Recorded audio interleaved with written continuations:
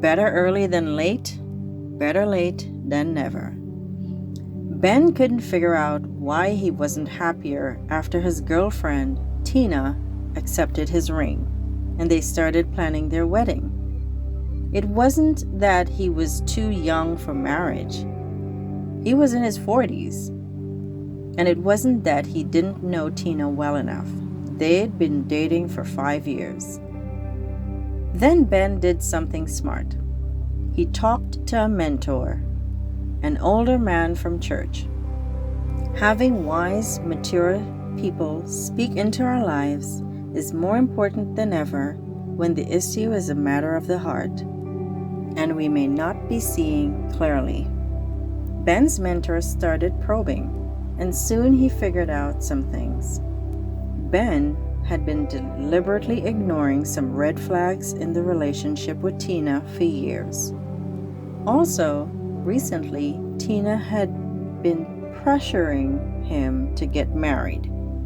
Ben felt guilty for holding her off so long, and he also thought he might be too old to find somebody else, so he proposed to Tina for time served, so to speak.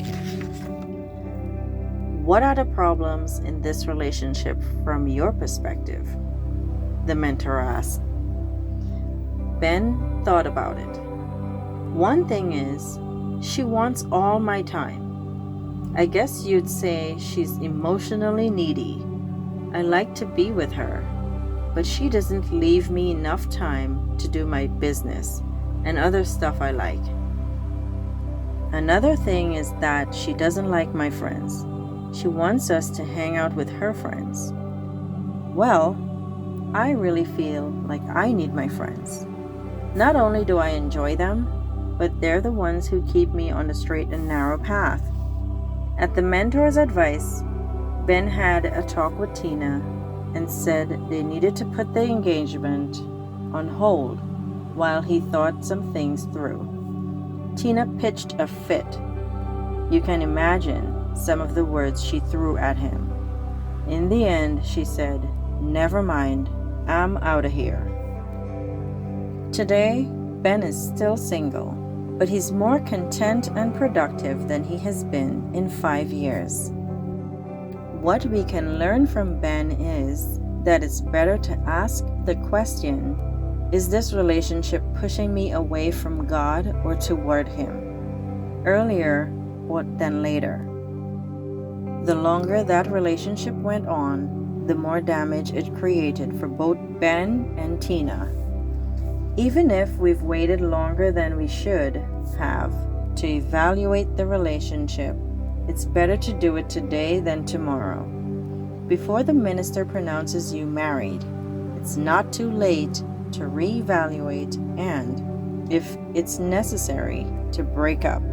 Start on a better course. If you're like Ben and you need to say it's over, what's the best way you go about it? Back to Abraham's dysfunctional family for insights. Abraham and Hagar, 3 qualities of a good breakup. Father Abraham may not have been so wise in starting his relationship with Hagar in the first place, but when it came to ending it, he did it right. This whole part of the story happens in one verse, but it's a verse that can teach us a lot about how to break up. Abraham got up early the next morning, prepared food and a container of water, and strapped them on Hagar's shoulders. Then he sent her away with their son. Genesis 21:14. End it quickly. First, notice that Abraham got up early the next morning. Now, if Abraham wasn't committed to ending the relationship like God had told him, he wouldn't have slept in that day. But God had agreed with Sarah's demand that Hagar and Ishmael should be sent away. So Abraham ended it quickly. You might be hanging on to a relationship you know isn't good. You might be telling yourself it's worth trying to work things out. Or you might be waiting for the right time to end it. There will never be a right time. I'm telling you, you need to end it, and you need to end it fast. End it kindly. Abraham prepared food and a container of water and strapped them on Hagar's shoulders. He didn't even have a servant pack the supplies. He went and did it himself. He was going to end this relationship quickly, but he wasn't going to be mean and nasty about it. He was going to do it with blessings. If the character of God is developing in you, then you should end a bad relationship generously, like Abraham. Even if she's done you wrong, even if she's bad-mouthed you to others, end it with blessing. Have a final talk for some closure. Give back the stuff she gave you. Be thankful and wish the other person well. The exception is if the situation has been abusive, and a face-to-face breakup would be dangerous for you. Romans 12:18 says, "If it is possible, as far as it depends on you, live at peace with everyone." If it is possible, as far as it depends on you, let's be honest, some people are crazy. If you're hooked up with somebody like that, then maybe it's better to send a text like, "Don't ever call me again," and block him. But if you can be a blessing on the way out, do it. 3. End it cleanly. Then he sent her away with their son. Genesis 21:14. I get the impression Abraham didn't stop to say, "Do you remember when?" Or, "Oh, I don't know about this." Or maybe it's just for a while. Abraham said, "You got to go." I bet that was hard. But Abraham ended it intentionally, definitively, cleanly. Many people are ending relationships very vaguely. They're saying stuff like, "It's just for the season. I just think we're supposed to take a break." That leaves an open door for people and issues to come back. Remember, you're ending this relationship because it's robbing your promise and blocking your purpose. Don't go and be passive about this. You can be kind and still say clearly, "It's over. This is it. You've got to go." Breaking up ain't the hardest thing to do. I know you might think it's easy for me to say you should end a relationship. I don't know what that relationship means to you. I don't know what you and the other person have had together. You may be emotionally dependent or physically involved with the other person and feel like you can't give that up. You may be worried about whether anybody else is going to come along if you drop the one you're with.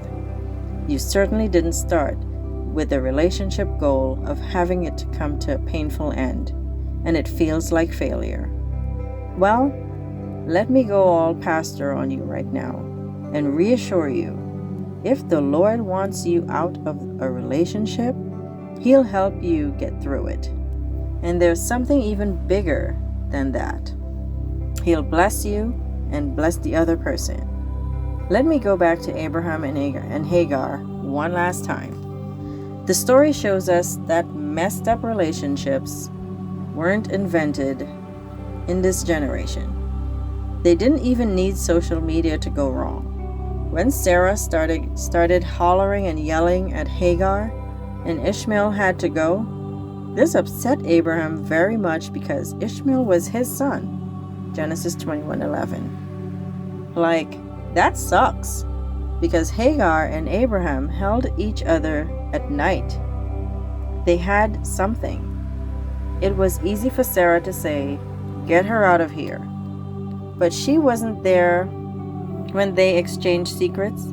She probably wasn't there when he held Hagar's hand while she labored in giving birth to their shortcut child.